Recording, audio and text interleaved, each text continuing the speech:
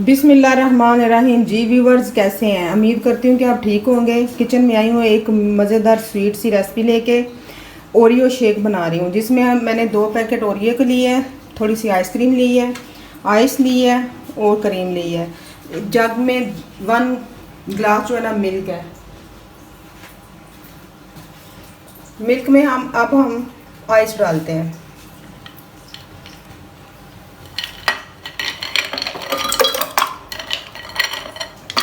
चलिए जी, नफ हो गया। अब डालते हैं आइसक्रीम।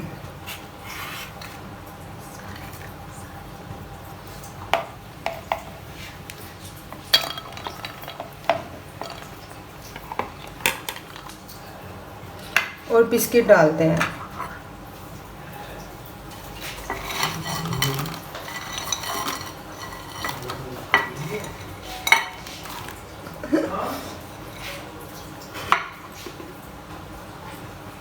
अब डालते हैं इसके अंदर थोड़ी सी क्रीम।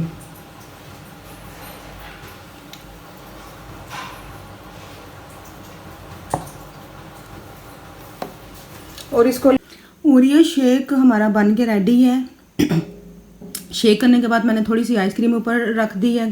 काइंडली आपको मेरी अगर रेसिपी पसंद आ रही है तो प्लीज़ मेरे चैनल को सब्सक्राइब कर दीजिए और बेल आइकन के बटन को प्रेस कर दिए, ताकि आपको आने वाली मेरी हर न्यू वीडियो मिलती रहे।